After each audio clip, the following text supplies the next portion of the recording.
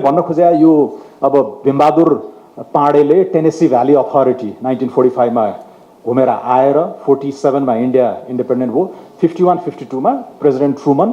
अब यो कोल्ड वारकै प्रोजेक्टसँग चाहिँ यो फरेन एड पनि सुरुमा त्यसरी नै आउँछ। सुरुमा इन्डिया अमेरिकाले ठुलो सहयोग गरे, बिस्तारै पछि हैन चीन सोभियत युनियनहरु पनि आयो। त्यो कोल्ड वारको कम्पिटिसनको युगमा धेरै कुराहरू हामी कहाँ बनेको हामी सबैलाई थाहा छ हैन। कर्णाली चिसापानी बनाउनलाई 200 जना इन्जिनियरहरू रुडकी पढाइएकादेखि लिएर एकदम त्यो भेकबहादुर थापाको किताबहरू तपाईँले हेर्नुभयो भने त्यो 50, 60, 70s को त्यो आउँछ, जहाँ ट्रान्सफर्मेटिभ प्रोजेक्ट्स केही पनि नभएको बेलामा त्यो लो ह्याङ्गिङ फ्रुट्स पनि थियो र केही इन्स्टिट्युसन बिल्डिङ, केही नीतिगत इन्टरभेन्सनहरू पनि, भूमि सुधार पनि अमेरिकन सहयोगबाट भएको रहेछ हैन। एकदम सरल भाष्यबाट हामी जाँदाखेरि चाहिँ पुँजीवादीहरू यहाँ आछन् न्याट्या छन् भन्ने भाष्य छ हाम्रो फेरि हैन। अलिकति एउटा विषाक्त खालको हैन, अलिकति आइडियोलोजिकल त्यो ब्यागेज पनि हामी धेरैले बोक्ने गरेका थियौँ। तर भूमि सुधार was an American project, aid foreign एडबाटै आयो। टेक्निकल एक्सपर्ट्सहरू जसले ताइवानमा रूपान्तरण गरे, जसले दक्षिण कोरियामा रूपान्तरण गरे, तिनै एक्सपर्टहरूलाई लिएर आएर 19 सालमा राजा महेन्द्रले गराइरहेछन्। भनेपछि अलिअलि इन्स्टिट्युसन बिल्डिङ, अलिअलि यो ट्रान्सफर्मेटिभ प्रोजेक्ट्सहरू हैन, केही हाइड्रो, केही इरिगेसन, केही रोड्सहरू, सिभिल एभिएसन, टेलिकम, लगभग सबैमा हामीले पाउँछ। अब अहिले आएर त औलो उन्मूलनबाट सुरु भएको foreign aid, DDT American spray गरेर आएको कुरा अहिले कोभिडमा हैन, खोप लाउनेदेखि लिएर पोषणका कार्यक्रमहरूदेखि लिएर अघि उहाँले भन्नुभयो पाठ्यपुस्तक छाप्नेदेखि सबै फरेन एडको हामी अङ्ग पाउँछौँ। त्यसैले यो सापेक्षता, नम्बर्स, रिलेटिभिटीमा हेर्दाखेरि इट्स अ मिक्स्ड ब्याग। र अझ मलाई लाग्छ यो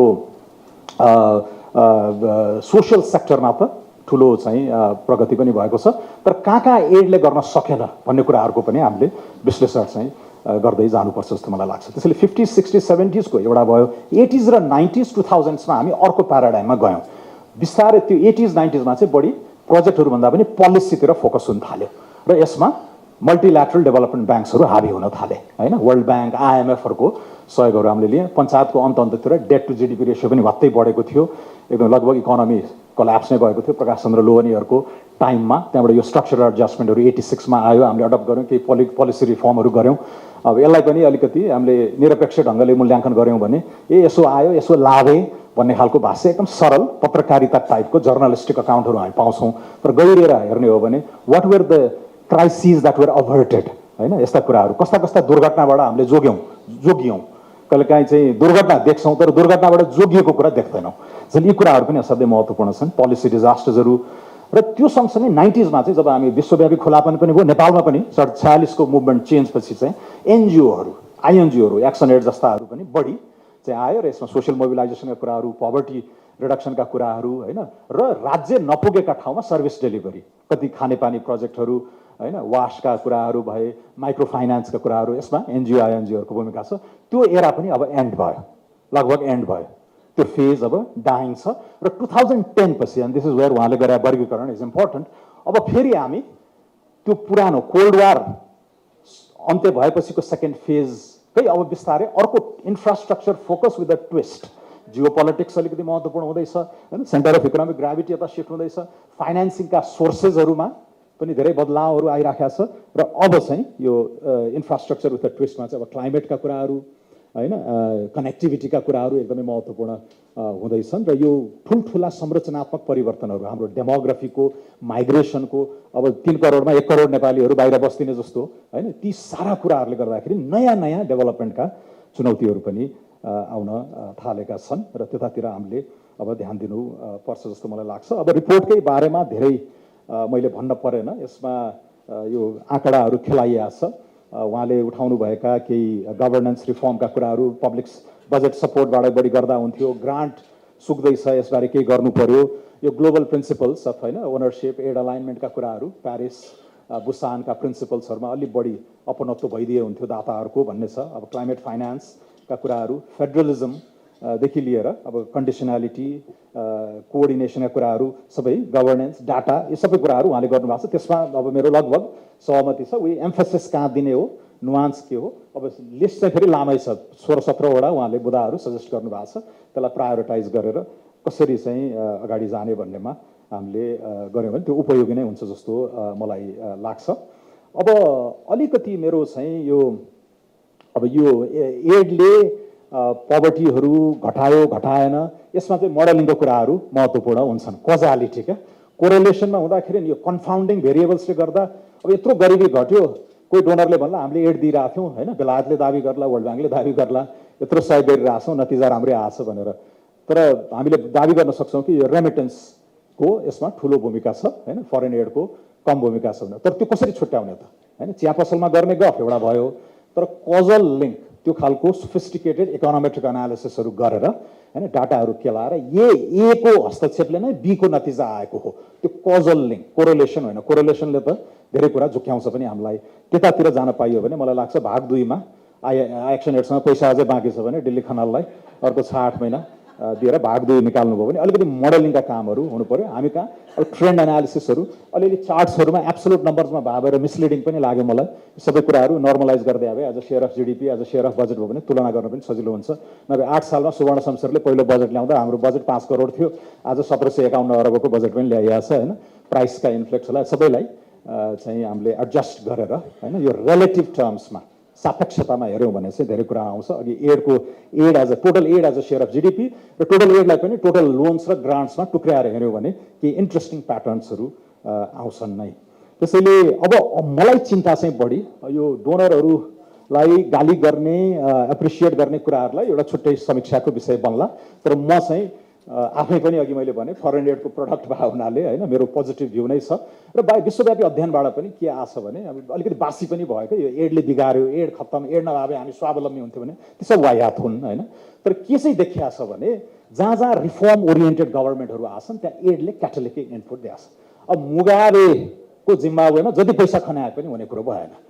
तर रिफर्म गर्ने हुटुटी भएको, तर डोमेस्टिक सेभिङ्स पनि कम भएको, एफडिआई पनि कम भएको, ग्लोबल इन्गेजमेन्ट पनि कम भएको। दक्षिण कोरियामा त्यसले क्याटालिटिक 2ले 20 त निकाल्यो नि। त्यसैले इट्स भेरी रिलेटिभ। यो कहीँ पनि एडले यसो गर्छ उसो गर्छ भनेर हामीले भने केस बाई केस नै हेर्नुपर्छ।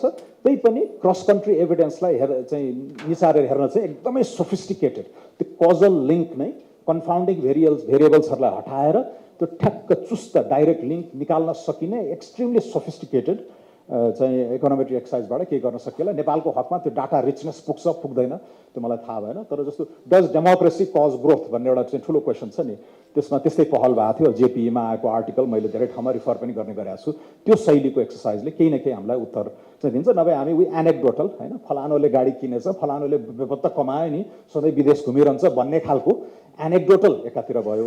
तर त्यो आधारभूत नतिजाहरूमा चाहिँ हामीले यो 3टा फेजलाई हेऱ्यौँ भने इट्स अ मिक्स्ड ब्याग। तर आई थिङ्क नेपालका लगभग सबै हामीले उन्नति मानेका कुराहरूमा त्यो पदसाप छ, फुटप्रिन्ट छ फरेन एडको। अब अलिअलि चुहावट, अलिअलि लिकेज, अलिअलि करप्सन होइन, यी त हुने कुरा भयो। त्यसमा धेरै दोषी हामी नै हो, इन्टरनल एजेन्सी हाम्रो नै हुनुपर्दछ। मैले अघि भने होइन, चाहिँ 2.5% अफ जिडिपीदेखि लिएर अहिले उत्कर्षमा पनि जम्मा 8% अफ जिडिपीमा रहेछ टोटल एड भनेपछि अरू 92% त हामी नै हो नि त। त्यसैले यो सारा एजेन्सीमा यो विदेशीहरूलाई दिने होइन, त्यो एजेन्ट हुन्छ नि, यो चेन्ज एजेन्टहरूको त्यो आउटसोर्स गर्ने पक्षमा म छैन। अर्को पनि तपाईँले सापेक्षतामा हेर्नुभयो भने ग्लोबल फिगर्स हेर्नुहोस् त। ओडिए भने कति हो, 100-120 बिलियन। त्यसैमा यसो 2-4 बिलियन तलमाथि गर्नेमा महाभारत चल्छ। त्योभन्दा 5 गुणा ठुलो रेमिटेन्स नै छ, $600 बिलियन जति डेभलपिङ कन्ट्रिजमै आउने त्यो छ। त्योभन्दा 3 गुणा झन्डै 1.5-2 ट्रिलियन डलरको त एफडिआई छ। र त्यसको 10 गुणा ठुलो चाहिँ तपाईँ हाम्रै ट्याक्स बेस छ। $100 ट्रिलियन को ग्लोबल जिडिपीमा 20% अफ जिडिपी औसत राख्नुभयो भने धनी गरिबका फरक हुन्छन् होइन। 20 ट्रिलियन त ट्याक्स बेसै छ भनेपछि एजेन्सी कहाँ छ? 100 बिलियनको लाई सबै कुरा थोपर्ने हो कि 20 बिलियन डलर्सको त्यो पटबाट होइन मुलुक रूपान्तरणका कुराहरू गर्ने हो। र यसलाई जे पर्पसका लागि आफूले गरेका राम्रा कामहरूको लागि त्यो क्याटालिटिक इन्गेजमेन्ट होइन, अलिकति नजको हिसाबले कहीँ साँच्चीकै क्रिटिकल डेफिसिट हुँदाखेरि गर्ने कुराहरू। अर्को देवेन्द्रराज पाण्डेको किताबहरू तपाईँले पढ्नुभयो भने उहाँ पनि एड प्रशासनमा लामो समय बस्नुभयो। 97-98 नेपाल्स फेल्ड डेभलपमेन्ट भनेर हेर्नुभएको थियो, लेख्नु भएको थियो। र उहाँको त्यहाँ उदाहरणहरू छ। 80s युएनडिपीको सेक्रेटरी, फोन उठाउने सेक्रेटरी समेत विदेशी हुन्थ्यो, एक्सप्याट्रिएट होइन।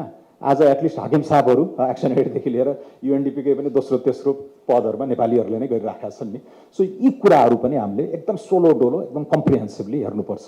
त्यो एनेक्डोटल गफ चुटाइले चाहिँ हामीलाई धेरै टाढा लाँदैन जस्तो मलाई लाग्छ। अब चिन्ता मलाई के छ भने अलिकति बिग आइडियाजमा चाहिँ हामीले फरेन एडले खोस्न सकेन, उसको दोष होइन, हामीले त्यसलाई कजाउन सकेनौँ, डोर्याउन सकेनौँ होइन।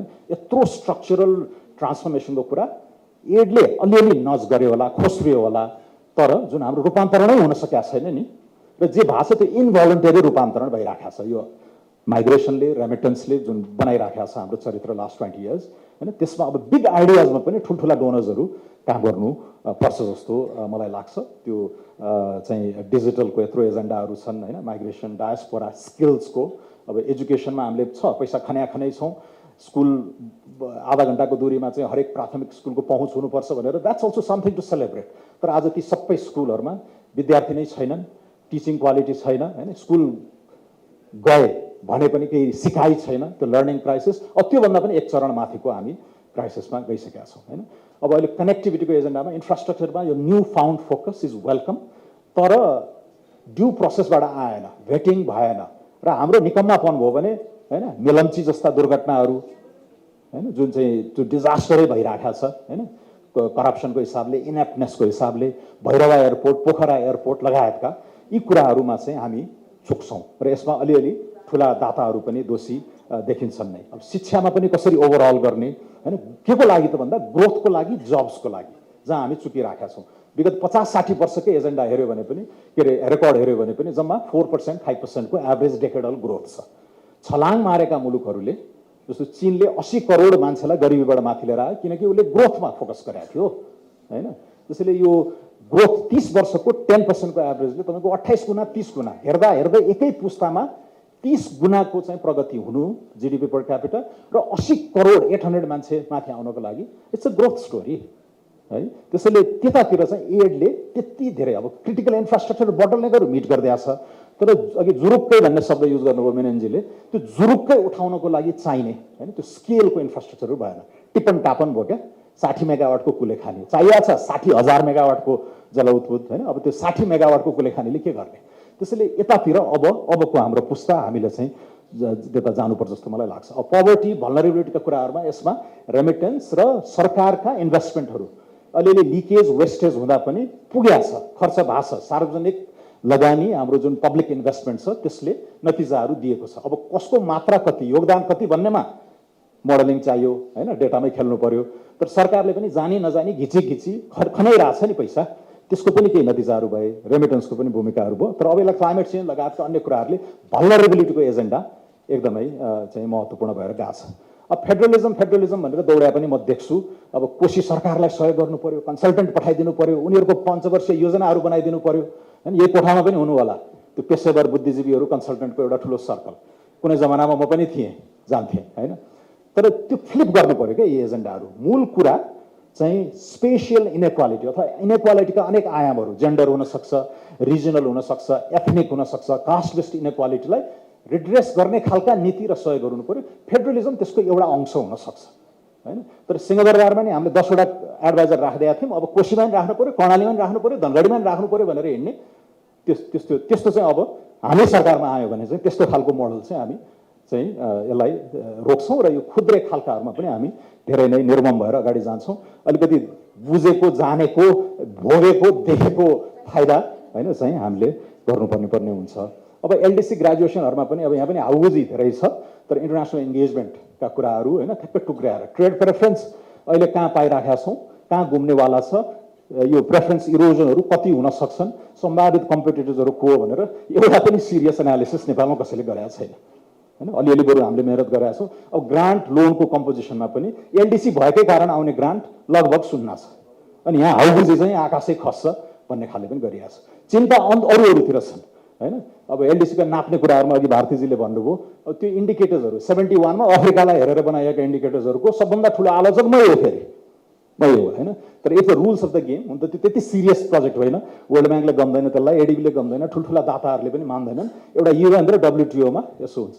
तर यसैलाई खेती, यसैलाई कटेज इन्डस्ट्री बनाएर हिँड्ने साथीहरू पनि धेरै हुनुहुन्छ। अलिकति तपाईँहरूले पनि डाटामा खेलौँ, क्रस कन्ट्री अनुभवहरूलाई चाहिँ उतारौँ, र नेपालको ठ्याक्कै इस्यु के हो त्यतातिर गएर जोड्नको लागि पनि म आग्रह गर्न चाहन्छु। अब एसडिजीका कुराहरू पनि धेरै आछन्, अलिकति डिरेलमेन्ट भए पनि यो अलाइनमेन्टको कुरा त्यहाँ जोडिन्छ। अब युवराजीलाई म क्रेडिट दिन चाहन्छु, 2016-17तिर हाम्रो निड्स कति हो, कस्टिङ कति हो, फाइनेन्सिङ ग्याप कति छ, सरकारले कति हाल्ने, निजी क्षेत्रबाट 35-40% कहाँबाट ल्याउने, कम्युनिटी सोर्सबाट कसरी कति हाल्ने, सहकारीहरूले कति दिने भन्ने राम्रो एक्सर्साइज भएको थियो। सायद त्यो अहिले अपडेट पनि गरिराख्या होला यो कोभिड पछि त्यो अङ्कहरू तलमाथि परे हुनाले त्यतातिर अलाइन गर्ने हो क्या डोनर्सहरूले हैन त्यसैले त्यसमा हाम्रो ढङ्ग नपुगिरा नि हुनसक्छ योजना आएको क्षमता स्खलित छ अर्थ मन्त्रालयमा अहिलेको विगत 5-6 वर्षदेखि यति ध्वस्त बनाइएको छ हैन जुन पोलिटिसाइजेसनले यी कुराहरूमा चाहिँ अब हामी पनि जागरुक भएर हुनुपर्छ र त्यस्ता पोलिसी इनपुटहरू दिनको लागि संसदमै आवाज उठाउन पनि दिल्ली खनालले लेख्नुभएको यस्तो किताबहरू चाहिँ इट्स भेरी इम्पोर्टेन्ट हामीलाई डेटा चाहिन्छ सङ्ग्रहित संश्लेषित जुन चाहिँ निचोड हुन्छ त्यसमै टेकेर हामीले आवाज चाहिँ उठाउने हो अलि नयाँ खालका अब ग्रान्ट घट्दैछ घट्नेवाला छ पछि बिस्तारै एलडिसी भएकै कारणले ग्रान्ट धेरै आएको छैन हैन आएको पनि त्यो 2-4 मिलियन यसो स्विडिसहरूको होला तर सब्स्टेन्शियल अमाउन्ट अब वर्ल्ड ब्याङ्क एडिबीहरू बायोल्याटरलहरू पनि त्यो जियोपोलिटिकल कारणले आइराखेको छ एमडिजिजहरूको संरचनाका कारण आइराखेको छ हैन र त्यो डेभलपमेन्ट क्याटेगोरी होइन अब यो इन्कमको क्याटेगोरी फेरि हामीले धेरै कन्फ्लिक्ट गर्छौँ हामी मिडल इन्कम बन्ने होइन हैन हामी डेभलपिङ कन्ट्री नै हो अहिले पनि त्यो भित्रको एउटा विशेष क्याटेगोरी हो एलडिसी भनेको हैन त्यसैले अब अति कमबाट विकसित विकासोन्मुखतिर गयौँ रे भन्ने कुराहरूमा पनि त्यो अध्ययनको कमी म इत्यादि पाउँछु त्यस्तो होइन तर यो ग्रान्ट्स अब ब्लेन्डेड फाइनेन्स र प्राइभेट सोर्स ल्याउनु पर्यो 100 बिलियनको यत्रो पिनट्समा यत्रो महामा चाहिँ झैझगडा हैन 20 ट्रिलियनको रेभेन्यू ट्याक्स बेसका कुराहरू अथवा 2 ट्रिलियनको एफडिआईको पुलमा चाहिँ हाम्रो त्यति ध्यान जान सकेका छैन त्यतातिर जाउँ र यो प्राइभेट सेक्टर अथवा नन गभर्मेन्टल सेक्टरको कम्प्लिमेन्ट्यारिटीलाई कुन कुन सेक्टरमा हो त बढी अब सडक बनाऊ भनेर भएन एनजिओलाई तर उसले गर्ने ठाउँमा चाहिँ त्यो इनेबल गरिदिनुपर्छ त्यो आर्किटेक्चर हामीले बनाउने हो यो सँगसँगै पुराना एमडिबिजहरूको रिफर्महरूमा पनि सँगै लानु पर्यो कन्ट्री रेटिङका कुराहरू छन् इत्यादि अन्तमा चाहिँ अब यो कन्डिसनका पनि कुराहरू आउँछन् I am a big believer यो देशै भताभुङ्ग भएको बेलामा एनलाइटन्ड कन्डिसनालिटीको म पक्षधर हो केहीले त बाँधिदिनु पर्यो नि केहीले त नज गर्नु पर्यो नि हैन नभए यहाँ हरेक नियुक्ति चाहिँ बेचबिखन हुने नीतिगत सेटिङको हिसाबले नियमावली तपाईँ चैतमा 12औं संशोधन गर्नुहुन्छ बकाइदा कागज मिलाएर अरबको भ्रष्टाचार गर्ने देशमा हैन अनि ठेक्कापट्टाको त कुरै नगरौँ हैन रुट अफ अल करप्सन पार्टीहरूको फाइनेन्सिङ सबै यो कमसल अर्थतन्त्र यो पूर्वाधारबाट हैन ठेकदार नेता कर्मचारीहरूको जुन मेलमतोबाट यो तीनटा नियुक्तिको किनबेच नीतिगत कब्जा हैन यहाँ सेबोन रेगुलेटरी निकायहरू नै कब्जामा गर्ने संवैधानिक अङ्गहरू नै कब्जामा चाहिँ गरेर जुन चरम चाहिँ भ्रष्टाचारको युगमा अहिले हामी गएका छौँ एउटा फेज भनौँ यो एन्ड त हामी गर्छौँ पूर्वाधारमा पनि जुन आइरहेको छ यो तिनटैलाई अलिकति बाहिरबाट पैसा दिनेहरूले यो हेर है पिएफएम गर है ट्रान्सपेरेन्सी गर है ड्यू प्रोसेस गर है पब्लिक प्रोक्योरमेन्टमा चाहिँ आधारभूत सिद्धान्तहरू फलो है गरेर नभनिदिने हो भने त यी कति छाडा होलान् झन् त्यसैले एनलाइटेन्ड कन्डिसनल त्यो निरपक्ष यी केही जान्दैनन् हामी नै हो एक्सपर्ट भनेर 70s मा आयो होलान् हैन युएनडिपीको त्यो बिम्बात्मक सिम्बोलिक फोन उठाउने महिला अथवा पुरुष सेक्रेटरी पनि विदेशी भएको युगबाट हैन अहिले हामी जहाँ आछौँ यहाँ त अहिले त सम्भावना गर्न सक्छौँ नि आँखामा आँखा जुदाएर यो तिम्रो कुरा अग्राह्य छ जाऊ भनेर निकाल्न सक्ने हैसियत पनि छ नि हाम्रो त्यसैले त्यो एनलाइटन तर जहाँ हामीलाई चाहिन्छ यो रिफर्म एङ्करिङका पनि कुरा हो चाइनाले गरे हो डब्लुटिओको त्यत्रा ओनरस कन्डिसन्सहरू उसले चाइनाले गरेको कारण के भन्दा डोमेस्टिक रिफर्मलाई नज गर्नलाई बाहिर कमिट गरेर आइसकेको छ सन्धिकै स्वरूपमा चाहिँ अग्रिमेन्टहरू गरिसकेपछि एउटा इन्टरनल रिफर्म गर्नलाई चावेनलाई होइन के अरे जुरोङजीहरूले त्यो भनेकै छ होइन त्यो बाहिरको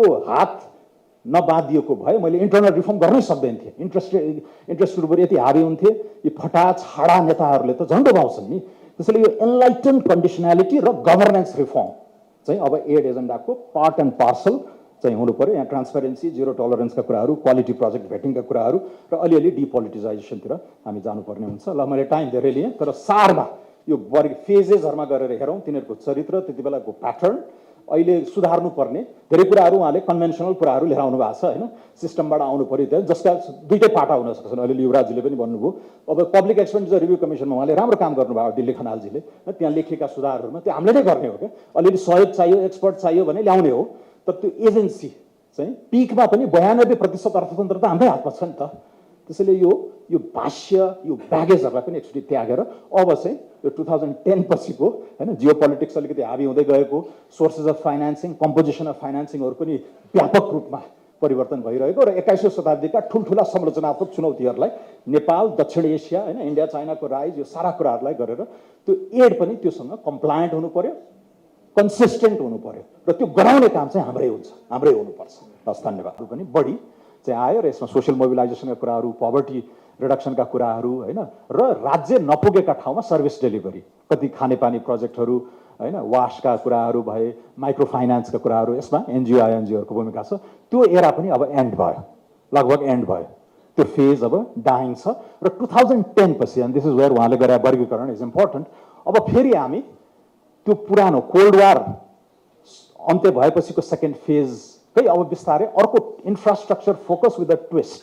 जियो पोलिटिक्स अलिकति महत्त्वपूर्ण हुँदैछ हैन, सेन्टर अफ इकोनोमिक ग्राभिटी यता सिफ्ट हुँदैछ, फाइनेन्सिङका सोर्सेसहरूमा पनि धेरै बदलावहरू आइराखेको छ। र अब चाहिँ यो इन्फ्रास्ट्रक्चर विथ अ ट्विस्टमा चाहिँ अब क्लाइमेटका कुराहरू हैन, कनेक्टिभिटीका कुराहरू एकदमै महत्त्वपूर्ण हुँदैछन्। र यो ठुल्ठुला संरचनात्मक परिवर्तनहरू, हाम्रो डेमोग्राफीको, माइग्रेसनको, अब 3 करोडमा 1 करोड नेपालीहरू बाहिर बस्दिने जस्तो हैन, ती सारा कुराहरूले गर्दाखेरि नयाँ नयाँ डेभलपमेन्टका चुनौतीहरू पनि आउन थालेका छन् र त्यतातिर हामीले अब ध्यान दिनु पर्छ जस्तो मलाई लाग्छ। अब रिपोर्टकै बारेमा धेरै मैले भन्न परेन, यसमा यो आँकडाहरू खेलाइएको छ। उहाँले उठाउनुभएका केही गभर्नेन्स रिफर्मका कुराहरू, पब्लिक बजेट सपोर्टबाट बढी गर्दा हुन्थ्यो, ग्रान्ट सुक्दैछ, यसबारे केही गर्नु पर्यो, यो ग्लोबल प्रिन्सिपल्स अफ हैन ओनरसिप एड अलाइनमेन्टका कुराहरू, प्यारिस बुसानका प्रिन्सिपल्सहरूमा अलि बढी अपनत्व भइदिए हुन्थ्यो दाताहरूको भन्ने छ। अब क्लाइमेट फाइनेन्सका कुराहरू, फेडरलिजम देखि लिएर अब कन्डिसनालिटी, कोअर्डिनेसनका कुराहरू, सबै गभर्नेन्स, डाटा, यो सबै कुराहरू उहाँले गर्नुभएको छ। त्यसमा अब मेरो लगभग सहमति छ। उही एम्फेसिस कहाँ दिने हो, नुवान्स के हो, अब लिस्ट चाहिँ फेरि लामै छ, 16-17वटा उहाँले बुदाहरू सजेस्ट गर्नुभएको छ। त्यसलाई प्रायोरिटाइज गरेर कसरी चाहिँ अगाडि जाने भन्नेमा हामीले गऱ्यौँ भने त्यो उपयोगी नै हुन्छ जस्तो मलाई लाग्छ। अब अलिकति मेरो चाहिँ यो अब यो एडले पवर्टीहरू घटायो घटाएन, यसमा चाहिँ मोडलिङको कुराहरू महत्त्वपूर्ण हुन्छन्। कजालिटी क्या कोरेलेसनमा हुँदाखेरि यो कन्फाउन्डिङ भेरिएबल्सले गर्दा अब यत्रो गरिबी घट्यो, कोही डोनरले भन्ला हामीले एड दिइरहेको थियौँ होइन, बेलायतले दाबी गर्ला, वर्ल्ड ब्याङ्कले दाबी गर्ला, यत्रो सहयोग गरिरहेको छौँ, नतिजा राम्रै आएको छ भनेर। तर हामीले दाबी गर्न सक्छौँ कि यो रेमिटेन्सको यसमा ठुलो भूमिका छ होइन, फरेन एडको कम भूमिका छ भनेर। तर त्यो कसरी छुट्याउने त होइन, चिया पसलमा गर्ने गफ एउटा भयो, तर कजल लिङ्क त्यो खालको सोफिस्टिकेटेड इकोनोमेट्रिक एनालिसिसहरू गरेर होइन, डाटाहरू केलाएर ए को हस्तक्षेपले नै बी को नतिजा आएको हो, त्यो कजल लिङ्क, कोरेलेसन होइन। कोरेलेसनले त धेरै कुरा झुक्याउँछ पनि हामीलाई। त्यतातिर जान पाइयो भने मलाई लाग्छ भाग 2मा एक्सन एडसँग पैसा अझै बाँकी छ भने दिल्ली खनाललाई अर्को 6-8 महिना दिएर भाग 2 निकाल्नुभयो भने अलिकति मोडलिङका कामहरू हुनु पर्यो। हामी कहाँ अब ट्रेन्ड एनालिसिसहरू, अलिअलि चार्ट्सहरूमा एब्सोल्युट नम्बर्समा भएर मिसलिडिङ पनि लाग्यो मलाई। सबै कुराहरू नर्मलाइज गर्दै आए, as a share of GDP, as a share of budget भयो भने तुलना गर्न पनि सजिलो हुन्छ।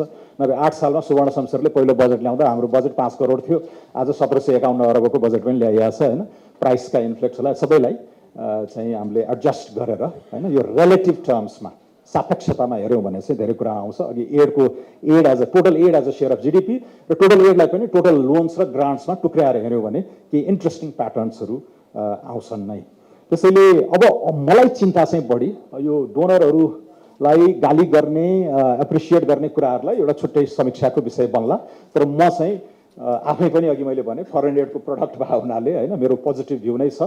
र विश्वव्यापी अध्ययनबाट पनि के आछ भने अलिकति बासी पनि भयो क्या, यो एडले बिगार्यो, एड खत्तम, एड नभए हामी स्वावलम्बी हुन्थ्यो भने ती सब वायात हुन् होइन। तर के चाहिँ देखिया छ भने जहाँ जहाँ रिफर्म ओरिएन्टेड गभर्मेन्टहरू आछन् त्यहाँ एडले क्याटालिटिक इनपुट दिएको छ। अब मुगाबेको जिम्बाब्वेमा जति पैसा खनाए पनि हुने कुरो भएन। तर रिफर्म गर्ने हुटुटी भएको, तर डोमेस्टिक सेभिङ्स पनि कम भएको, एफडिआई पनि कम भएको, ग्लोबल इन्गेजमेन्ट पनि कम भएको। दक्षिण कोरियामा त्यसले क्याटालिटिक 2ले 20 त निकाल्यो नि। त्यसैले इट्स भेरी रिलेटिभ। यो कहीँ पनि एडले यसो गर्छ उसो गर्छ भनेर हामीले भन्ने केस बाई केस नै हेर्नुपर्छ।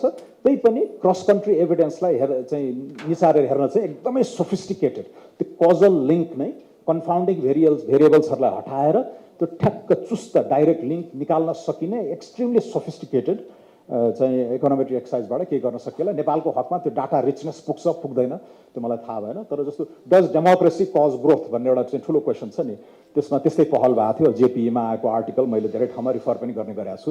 त्यो शैलीको एक्सर्साइजले केही न केही हामीलाई उत्तर चाहिँ दिन्छ। नभए हामी उही एनेक्डोटल होइन, फलानुले गाडी किनेछ, फलानुले बेपत्ता कमायो नि, सधैँ विदेश घुमिरहन्छ भन्ने खालको एनेक्डोटल एकातिर भयो। तर त्यो आधारभूत नतिजाहरूमा चाहिँ हामीले यो 3टा फेजलाई हेऱ्यौँ भने इट्स अ मिक्स ब्याग। तर आई थिङ्क नेपालका लगभग सबै हामीले उन्नति मानेका कुराहरूमा त्यो पदसाप छ, फुटप्रिन्ट छ फरेन एडको। अब अलिअलि छुवावट, अलिअलि लिकेज, अलिअलि करप्सन होइन, यी त हुने कुरा भयो। त्यसमा धेरै दोषी हामी नै हो, इन्टरनल एजेन्सी हाम्रो नै हुनुपर्दछ। मैले अघि भने होइन, चाहिँ 2.5% अफ जिडिपीदेखि लिएर अहिले उत्कर्षमा पनि जम्मा 8% अफ जिडिपीमा रहेछ टोटल एड भनेपछि अरू 92% त हामी नै हो नि त। त्यसैले यो सारा एजेन्सीमा यो विदेशीहरूलाई दिने होइन, त्यो एजेन्ट हुन्छ नि, यो चेन्ज एजेन्टहरूको त्यो आउटसोर्स गर्ने पक्षमा म छैन। अर्को पनि तपाईँले सापेक्षतामा हेर्नुभयो भने ग्लोबल फिगर्स हेर्नुहोस् त, ओडिए भने कति हो, 100-120 बिलियन, त्यसैमा यसो 2-4 बिलियन तलमाथि गर्नेमा महाभारत चल्छ। त्योभन्दा 5 गुणा ठुलो रेमिटेन्स नै छ, $600 बिलियन जति डेभलपिङ कन्ट्रिजमै आउने त्यो छ। त्योभन्दा 3 गुणा झन्डै 1.5-2 ट्रिलियन डलरको त एफडिआई छ। र त्यसको 10 गुणा ठुलो चाहिँ तपाईँ हाम्रै ट्याक्स बेस छ। $100 ट्रिलियन को ग्लोबल जिडिपीमा 20% अफ जिडिपी औसत राख्नुभयो भने धनी गरिबका फरक फरक हुन्छन् होइन। 20 ट्रिलियन त ट्याक्स बेसै छ भनेपछि एजेन्सी कहाँ छ? 100 बिलियनको लाई सबै कुरा थोपर्ने हो कि 20 बिलियन को त्यो पटबाट होइन मुलुक रूपान्तरणका कुराहरू गर्ने हो। र यसलाई जे पर्पसका लागि आफूले गरेका राम्रा कामहरूको लागि त्यो क्याटालिटिक इन्गेजमेन्ट होइन, अलिकति नजको हिसाबले कहीँ साँच्चीकै क्रिटिकल डेफिसिट हुँदाखेरि गर्ने कुराहरू। अर्को देवेन्द्रराज पाण्डेको किताबहरू तपाईँले पढ्नुभयो भने उहाँ पनि एड प्रशासनमा लामो समय बस्नुभयो। 97-98 नेपाल्स फेल्ड डेभलपमेन्ट भनेर हेर्नुभएको थियो, लेख्नु भएको थियो। र उहाँको त्यहाँ उदाहरणहरू छ। 80s युएनडिपीको सेक्रेटरी, फोन उठाउने सेक्रेटरी समेत विदेशी हुन्थ्यो, एक्सप्याट्रिएट होइन। आज एटलिस्ट हाकिम साहबहरू एक्सन एडदेखि लिएर युएनडिपीकै पनि दोस्रो तेस्रो पदहरूमा नेपालीहरूले नै गरिराखेका छन् नि। सो यी कुराहरू पनि हामीले एकदम सोलो डोलो एकदम कम्प्रिहेन्सिभली हेर्नुपर्छ। त्यो एनेक्डोटल गफ चुटाइले चाहिँ हामीलाई धेरै टाढा लाँदैन जस्तो मलाई लाग्छ। अब चिन्ता मलाई के छ भने अलिकति बिग आइडियाजमा चाहिँ हामीले फरेन एडले खोस्न सकेन, उसको दोष होइन, हामीले त्यसलाई कजाउन सकेनौँ, डोर्याउन सकेनौँ होइन। यत्रो स्ट्रक्चरल ट्रान्सफर्मेसनको कुरा एडले अलिअलि नज गर्यो होला, खोस्रियो होला, तर जुन हाम्रो रूपान्तरणै हुन सकेका छैन नि। र जे भएको छ त्यो इन्भोलन्टरी रूपान्तरण भइरहेको छ। यो माइग्रेसनले, रेमिटेन्सले जुन बनाइराखेको छ हाम्रो चरित्र लास्ट 20 इयर्स होइन, त्यसमा अब बिग आइडियाजमा पनि ठुल्ठुला डोनर्सहरू काम गर्नु पर्छ जस्तो मलाई लाग्छ। त्यो चाहिँ डिजिटलको यत्रो एजेन्डाहरू छन् होइन, माइग्रेसन, डायस्पोरा, स्किल्सको। अब एजुकेसनमा हामीले पैसा खन्याखनै छौँ, स्कुल आधा घन्टाको दूरीमा चाहिँ हरेक प्राथमिक स्कुलको पहुँच हुनुपर्छ भनेर, that's also something to celebrate. तर आज ती सबै स्कुलहरूमा विद्यार्थी नै छैनन्, टिचिङ क्वालिटी छैन होइन, स्कुल गए भने पनि केही सिकाइ छैन, त्यो लर्निङ क्राइसिस। त्योभन्दा पनि एक चरण माथिको हामी क्राइसिसमा गइसकेका छौँ होइन। अब अहिले कनेक्टिभिटीको एजेन्डामा, इन्फ्रास्ट्रक्चरमा यो new found focus is welcome, तर ड्यू प्रोसेसबाट आएन, भेटिङ भएन। र हाम्रो निकम्मापन भयो भने होइन, मेलम्ची जस्ता दुर्घटनाहरू होइन, जुन चाहिँ त्यो डिजास्टरै भइरहेको छ होइन, करप्सनको हिसाबले, इनेप्टनेसको हिसाबले, भैरवा एयरपोर्ट, पोखरा एयरपोर्ट लगायतका यी कुराहरूमा चाहिँ हामी चुक्छौँ। र यसमा अलिअलि ठुला दाताहरू पनि दोषी देखिन्छन् नै। अब शिक्षामा पनि कसरी ओभरअल गर्ने होइन, के को लागि त भन्दा ग्रोथको लागि, जब्सको लागि, जहाँ हामी चुकिराखेका छौँ। विगत 50-60 वर्षकै एजेन्डा हेऱ्यो भने पनि, के अरे रेकर्ड हेऱ्यो भने पनि जम्मा 4%, 5% को एभरेज डेकेडल ग्रोथ छ। छलाङ मारेका मुलुकहरूले, जस्तो चीनले 80 करोड मान्छेलाई गरिबीबाट माथि लिएर आयो, किनकि उसले ग्रोथमा फोकस गरेको थियो होइन। त्यसैले यो ग्रोथ 30 वर्षको 10% को एभरेजले तपाईँको 28 गुणा 30 गुणा हेर्दा हेर्दै एकै पुस्तामा 30 गुणाको चाहिँ प्रगति हुनु जिडिपी पर क्यापिटा, र 80 करोड 800 मान्छे माथि आउनको लागि इट्स अ ग्रोथ स्टोरी है। त्यसैले त्यतातिर चाहिँ एडले त्यति धेरै अब क्रिटिकल इन्फ्रास्ट्रक्चर बोटलनेकहरू मिट गरिदिएको छ। तर अघि जुरुक्कै भन्ने शब्द युज गर्नुभयो मेनेन्जीले, त्यो जुरुक्कै उठाउनको लागि चाहिने होइन, त्यो स्केलको इन्फ्रास्ट्रक्चरहरू भएन। टिपन टापन भयो क्या, 60 मेगावाटको कुलेखानी चाहिएको छ, 60,000 मेगावाटको जलउद्भूत होइन। अब त्यो 60 मेगावाटको कुलेखानीले के गर्ने? त्यसैले यतातिर अबको हाम्रो पुस्ता हामीले चाहिँ त्यता जानुपर्छ जस्तो मलाई लाग्छ। अब पोभर्टी, भल्नरेबिलिटीका कुराहरूमा यसमा रेमिटेन्स र सरकारका इन्भेस्टमेन्टहरू अलिअलि लिकेज, वेस्टेज हुँदा पनि पुगेको छ, खर्च भएको छ। सार्वजनिक लगानी, हाम्रो जुन पब्लिक इन्भेस्टमेन्ट छ त्यसले नतिजाहरू दिएको छ। अब कसको मात्रा कति, योगदान कति भन्नेमा मोडलिङ चाहियो होइन, डेटामै खेल्नु पर्यो। तर सरकारले पनि जानी नजानी घिची खनाइरहेछ नि पैसा, त्यसको पनि केही नतिजाहरू भए, रेमिटेन्सको पनि भूमिकाहरू भयो। तर अब यसलाई क्लाइमेट चेन्ज लगायतका अन्य कुराहरूले भल्नरेबिलिटीको एजेन्डा एकदमै चाहिँ महत्त्वपूर्ण भएर गएको छ। अब फेडरलिजम भनेर दौडा पनि म देख्छु। अब कोशी सरकारलाई सहयोग गर्नु पर्यो, कन्सल्टेन्ट पठाइदिनु पर्यो, उनीहरूको पञ्चवर्षीय योजनाहरू बनाइदिनु पर्यो हैन। यही कोठामा पनि हुनु होला त्यो पेशेवर बुद्धिजीवीहरू कन्सल्टेन्टको एउटा ठुलो सर्कल। कुनै जमानामा म पनि थिएँ, जान्थेँ हैन। तर त्यो फ्लिप गर्नु पर्यो क्या यी एजेन्डाहरू। मूल कुरा चाहिँ स्पेसियल इनइक्वालिटी अथवा इनइक्वालिटीका अनेक आयामहरू, जेन्डर हुनसक्छ, रिजनल हुनसक्छ, एथनिक हुनसक्छ, कास्ट बेस्ड इनइक्वालिटीलाई रिड्रेस गर्ने खालका नीति र सहयोगहरू हुनु पर्यो। फेडरलिजम त्यसको एउटा अंश हुनसक्छ हैन। तर सिंहदरबारमा नि हामीले 10 वटा एडभाइजर राखिदिएका थियौँ। अब कोशीमा पनि राख्नु पर्यो, कर्णालीमा पनि राख्नु पर्यो, धनगढीमा पनि राख्नु पर्यो भनेर हिँड्ने त्यस्तो चाहिँ अब हामी सरकारमा आयो भने चाहिँ त्यस्तो खालको मोडल चाहिँ हामी चाहिँ यसलाई रोक्छौँ र यो खुद्रे खालकाहरूमा पनि हामी धेरै नै निर्मम भएर अगाडि जान्छौँ। अलिकति बुझेको, जानेको, भोगेको, देखेको फाइदा हैन चाहिँ हामीले गर्नुपर्ने हुन्छ। अब एलडिसी ग्रेजुएसनहरूमा पनि अब यहाँ पनि हाउजी धेरै छ, तर इन्टरनेसनल इन्गेजमेन्टका कुराहरू हैन ठ्याक्कै टुक्र्याएर ट्रेड प्रेफरेन्स अहिले कहाँ पाइराखेका छौँ, कहाँ घुम्नेवाला छ, यो प्रेफरेन्स इरोजनहरू कति हुन सक्छन्, सम्भावित कम्पिटिटर्सहरू को भनेर एउटा पनि सिरियस एनालिसिस नेपालमा कसैले गरेका छैन हैन। अलिअलि बरु हामीले मेहनत गरेका छौँ। अब ग्रान्ट लोनको कम्पोजिसनमा पनि एलडिसी भएकै कारण आउने ग्रान्ट लगभग शून्य छ। अनि यहाँ हाउजी चाहिँ आकाशै खस्छ भन्ने खाले पनि गरिरहेको छ। चिन्ता अरूतिर छन् हैन। अब एलडिसीका नाप्ने कुराहरूमा अघि भारतीजीले भन्नुभयो, अब त्यो इन्डिकेटर्सहरू 71 मा अफ्रिकालाई हेरेर बनाइएका इन्डिकेटर्सहरूको सबभन्दा ठुलो आलोचक मै हो, फेरि मै हो हैन। तर it's the rules of the game. हुन त त्यो त्यति सिरियस प्रोजेक्ट होइन, वर्ल्ड ब्याङ्कले गम्दैन त्यसलाई, एडिबीले गम्दैन, ठुल्ठुला दाताहरूले पनि मान्दैनन्। एउटा युएन र डब्ल्युटिओमा यसो हुन्छ। तर यसैलाई खेती, यसैलाई कटेज इन्डस्ट्री बनाएर हिँड्ने साथीहरू पनि धेरै हुनुहुन्छ। अलिकति तपाईँहरूले पनि डाटामा खेलौँ, क्रस कन्ट्री अनुभवहरूलाई चाहिँ उतारौँ र नेपालको ठ्याक्कै इस्यु के हो त्यतातिर गएर जोड्नको लागि पनि म आग्रह गर्न चाहन्छु। अब एसडिजीका कुराहरू पनि धेरै आछन्, अलिकति डिरेलमेन्ट भए पनि यो अलाइनमेन्टको कुरा त्यहाँ जोडिन्छ। अब युवराजीलाई म क्रेडिट दिन चाहन्छु। 2016-17तिर हाम्रो निड्स कति हो, कस्टिङ कति हो, फाइनेन्सिङ ग्याप कति छ, सरकारले कति हाल्ने, निजी क्षेत्रबाट 35-40% कहाँबाट ल्याउने, कम्युनिटी सोर्सबाट कसरी कति हाल्ने, सहकारीहरूले कति दिने भन्ने राम्रो एक्सर्साइज भएको थियो। सायद त्यो अहिले अपडेट पनि गरिराख्या होला, यो कोभिडपछि त्यो अङ्कहरू तलमाथि परे हुनाले त्यतातिर अलाइन गर्ने हो क्या डोनर्सहरूले हैन। त्यसैले त्यसमा हाम्रो ढङ्ग नपुग्दा नि हुनसक्छ। योजना आएको क्षमता स्खलित छ। अर्थ मन्त्रालयमा अहिलेको विगत 5-6 वर्षदेखि यति ध्वस्त बनाइएको छ हैन, जुन पोलिटिसाइजेसनले। यी कुराहरूमा चाहिँ अब हामी पनि जागरुक भएर हुनुपर्छ र त्यस्ता पोलिसी इनपुटहरू दिनको लागि संसदमै आवाज उठाउन पनि दिल्ली खनालले लेख्नुभएको यस्तो किताबहरू चाहिँ इट्स भेरी इम्पोर्टेन्ट। हामीलाई डेटा चाहिन्छ, सङ्ग्रहित संश्लेषित जुन चाहिँ निचोड हुन्छ त्यसमै टेकेर हामीले आवाज चाहिँ उठाउने हो। अलि नयाँ खालका अब ग्रान्ट घट्दैछ, घट्नेवाला छ, पछि बिस्तारै एलडिसी भएकै कारणले ग्रान्ट धेरै आएको छैन हैन। आएको पनि त्यो 2-4 मिलियन यसो स्विडिसहरूको होला। तर सब्सटेन्सियल अमाउन्ट अब वर्ल्ड ब्याङ्क, एडिबीहरू, बाइल्याटरलहरू पनि त्यो जियोपोलिटिकल कारणले आइराखेको छ, एमडिजिजहरूको संरचनाका कारण आइराखेको छ हैन। र त्यो डेभलपमेन्ट क्याटेगोरी होइन। अब यो इन्कमको क्याटेगोरी फेरि हामीले धेरै कन्फ्लिक्ट गर्छौँ। हामी मिडल इन्कम बन्ने होइन हैन, हामी डेभलपिङ कन्ट्री नै हो अहिले पनि। त्यो भित्रको एउटा विशेष क्याटेगोरी हो एलडिसी भनेको हैन। त्यसैले अब अति कमबाट विकसित विकासोन्मुखतिर गयौँ रे भन्ने कुराहरूमा पनि त्यो अध्ययनको कमी म इत्यादि पाउँछु। त्यस्तो होइन। तर यो ग्रान्ट्स, अब ब्लेन्डेड फाइनेन्स र प्राइभेट सोर्स ल्याउनु पर्यो।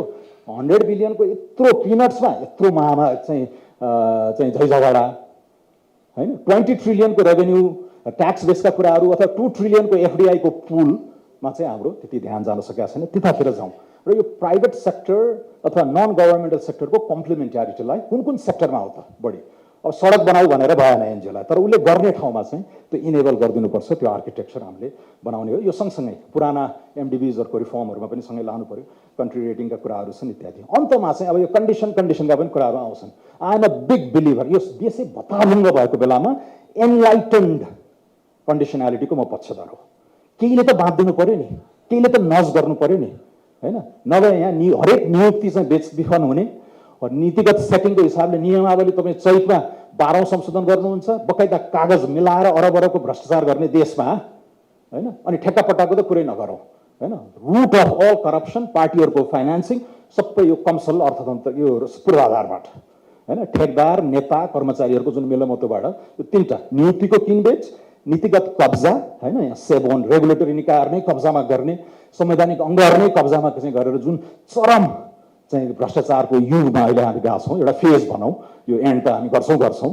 पूर्वाधारमा पनि जुन आइरहेको छ, यो तीनटैलाई अलिकति बाहिरबाट पैसा दिनेहरूले यो हेर है, पिएफएम गर है, ट्रान्सपेरेन्सी गर है, ड्यू प्रोसेस गर है, पब्लिक प्रोक्योरमेन्टमा चाहिँ आधारभूत सिद्धान्तहरू फलो है गरेर नभनिदिने हो भने त यी कति छाडा होलान् झन्।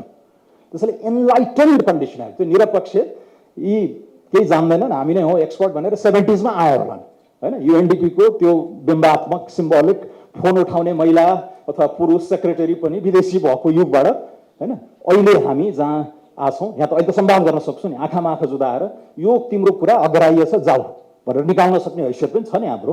त्यसैले त्यो एनलाइटन, तर जहाँ जहाँ हामीलाई चाहिन्छ यो रिफर्म एङ्करिङका पनि कुरा हो। चाइनाले गरे हो डब्लुटिओको त्यत्रा ओनरस कन्डिसन्सहरू उसले चाइनाले गरेको कारण के भन्दा डोमेस्टिक रिफर्मलाई नज गर्नलाई बाहिर कमिट गरेर आइसकेको छ। सन्धिकै स्वरूपमा चाहिँ अग्रिमेन्टहरू गरिसकेपछि एउटा इन्टरनल रिफर्म गर्नलाई चावेनलाई होइन के अरे जुरोङजीहरूले त्यो भनेकै छ हैन। त्यो बाहिरको हात नबाँधिएको भए मैले इन्टरनल रिफर्म गर्नै सक्दैन थिएँ। इन्ट्रेस्टहरू पनि यति हावी हुन्थे, यी फटा छाडा नेताहरूले त झन् डुबाउँछन् नि। त्यसैले यो एनलाइटन कन्डिसनालिटी र गभर्नेन्स रिफर्म चाहिँ अब एड एजेन्डाको पार्ट एन्ड पार्सल चाहिँ हुनु पर्यो। यहाँ ट्रान्सपेरेन्सी, जिरो टलरेन्सका कुराहरू, क्वालिटी प्रोजेक्ट भेटिङका कुराहरू र अलिअलि डिपोलिटिजाइजेसनतिर हामी जानुपर्ने हुन्छ। ल मैले टाइम धेरै लिएँ, तर सारमा यो वर्ग फेजेसहरूमा गरेर हेरौँ तिनीहरूको चरित्र, त्यति बेलाको प्याटर्न, अहिले सुधार्नु पर्ने धेरै कुराहरू उहाँले कन्भेन्सनल कुराहरू लिएर आउनु भएको छ होइन। सिस्टमबाट आउनु पर्यो त्यहाँ, जसका दुईटै पाटा हुन सक्छन्। अहिले युवराजजीले पनि भन्नुभयो अब पब्लिक एक्सपेन्डिचर रिभ्यू कमिसनमा उहाँले राम्रो काम गर्नुभयो दिल्ली खनालजीले, त्यहाँ लेखिएका सुधारहरूमा त्यो हामीले नै गर्ने हो क्या। अलिअलि सहयोग चाहियो, एक्सपर्ट चाहियो भने ल्याउने हो, तर त्यो एजेन्सी चाहिँ पिकमा पनि 92% अर्थतन्त्र त हाम्रै हातमा छ नि त। त्यसैले यो भाष्य, यो ब्यागेजहरूलाई पनि एकचोटि त्यागेर अब चाहिँ यो 2010 पछिको होइन जियो पोलिटिक्स अलिकति हावी हुँदै गएको, sources of financing, composition of फाइनेन्सिङहरू पनि व्यापक रूपमा परिवर्तन भइरहेको र 21औं शताब्दीका ठुल्ठुला समालोचनात्मक चुनौतीहरूलाई नेपाल, दक्षिण एसिया होइन इन्डिया चाइनाको राइज, यो सारा कुराहरूलाई गरेर त्यो एड पनि त्योसँग कम्प्लायन्ट हुनु पर्यो, कन्सिस्टेन्ट हुनु पर्यो र त्यो गराउने काम चाहिँ हाम्रै हुन्छ, हाम्रै हुनुपर्छ। हस्, धन्यवाद।